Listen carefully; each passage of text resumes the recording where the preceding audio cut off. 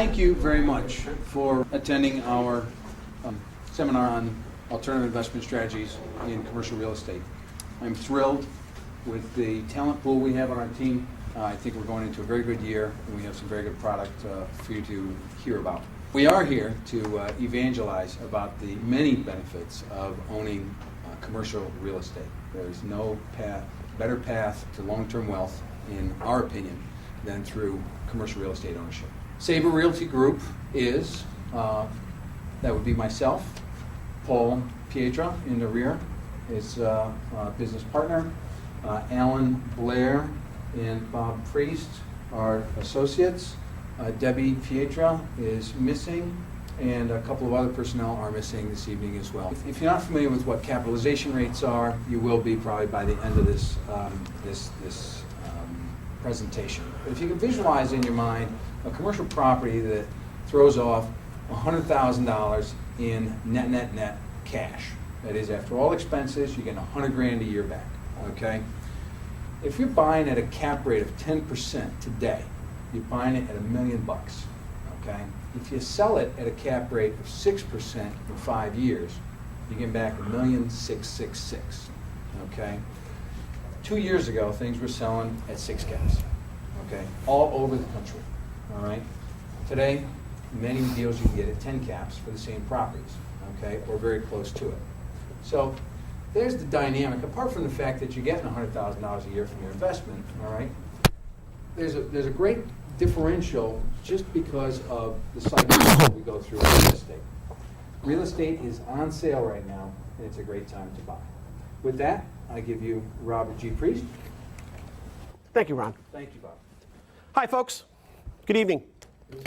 For those of you who have investment properties, so this first part might be a little elementary, but we got to get everybody on the same playing field, so kind of be patient with me here, and we'll get to the meat and potatoes pretty quick. First and foremost, in today's financial environment, I want to ask very simply, what is financial success? Are your investments meeting your current expectations? Has your 401k become a 201k or even a 101k? Are you tired of making your stockbroker rich while your portfolio runs with the herd or worse? What's your number? What is that magic number you need to retire? I guess one of the financial companies has people carrying their numbers around now on a TV commercial. And what is your definition of financial success? So my question for you all today, as you look at the financial world and you look at your investments, how do you see the world? What do you see up there? What is the future? Tell me, what do you read? Well, it depends where you're optimistic. It could be nowhere. Could also be now here. Okay? And our hypothesis is that the future is now here, and commercial real estate is part of that. Several of us at Sabre are experienced investors. I own 5 properties, about 27,000 square feet. Alan has run very large multifamily projects in the Bronx, and now owns a beachfront resort property in Florida. We're doing this because we believe in it, not for any other reason. We're not here to sell seminars or create a table rush and have you buy our $2,950 program that you can take home tonight for just $495, like the fellow last week, right? So, financial success. We're perfectly aligned for the results we're getting, right? Otherwise, we wouldn't be getting them. So, the biggest way to redefine our results, to redefine where we are, is through learning. And this quote from Fast Company magazine, I think, is right on point, that learning is the single most important tool for people, teams, and companies that want to get fast and stay fast in the, keywords, new economy. Rich Dad, Poor Dad, Robert Kiyosaki, great author, done wonderful work about financial education. He says very simply, if you really want to become rich, you need to learn how to buy, build, or create assets. It's so important to understand, too, that the rich think very differently from the middle class. In fact, they don't think differently, they think exactly opposite. Think about that for a minute. Donald Trump, in the early 90s, went bankrupt. He was a billionaire. He was worth a negative billions. In 3 years, he turned it around. He was a billionaire again. Why is that? It has to do with his attitude and his approach. I mean, some of the common misperceptions or differences. The middle class folks think about job security. Rich folks think about building a business or businesses.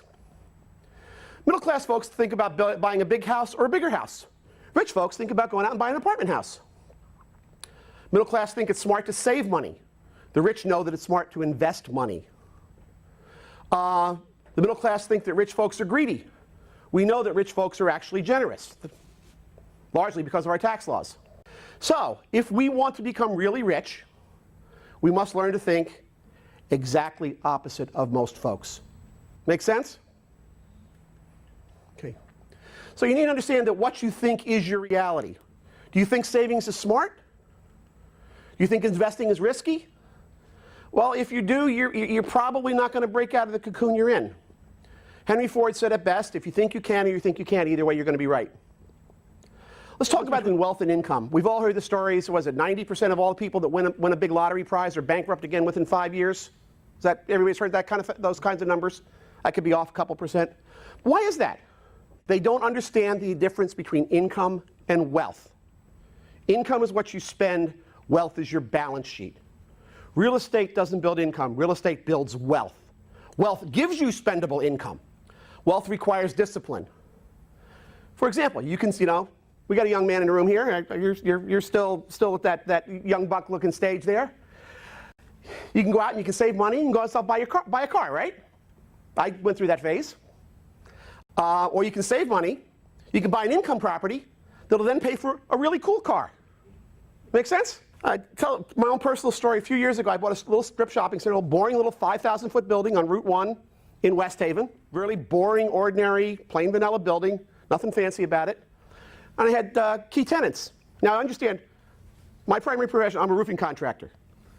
I drive a pickup truck. I had one tenant who runs a deli who's renting space from me, running around in a Mercedes 500. I got another tenant, a Filipino lady, who's renting space from me, riding around in a BMW 740. I've got two other gentlemen who partners for a small home security business, telemarketing and home security business. One of them's driving an M3 and one's driving an M5 BMW. Now, think about that. I'm driving a pickup truck, they're driving the cool cars, and they're paying me rent. Doesn't that make you wonder where the money is? A balanced portfolio has to contain investment-grade real estate. It absolutely must, it absolutely must, it absolutely must. Now, you need to have other assets too. You need to have cash or near cash assets.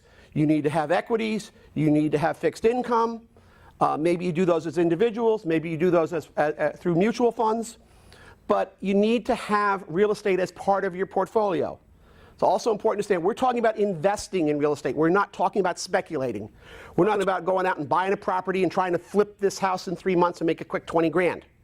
We're talking about buying cash flow properties, buy and hold, collect your rents, and when the time comes to sell that property, not only are you going to have the rent you collected, but you're also going to have a very nice capital gain. So let's go back. Robert Kiyosaki makes a very simple definition. What's an asset? How many people here had accounting? Anybody have accounting somewhere back in college? Anywhere? Oh, come on. Okay, there we go. Come on, talk to me, guys. What's an asset? Assets on the left side, liabilities on the right, all that stuff? Well, Kiyosaki says we're all wrong about that. Kiyosaki says that very simply, assets put money in your pocket, liabilities take money out of your pocket. So I ask you this. For most of us, is our house an asset or a liability? Absolutely. At the end of the month, you're paying your house money for taxes and insurance and probably a mortgage payment. You get it? Okay.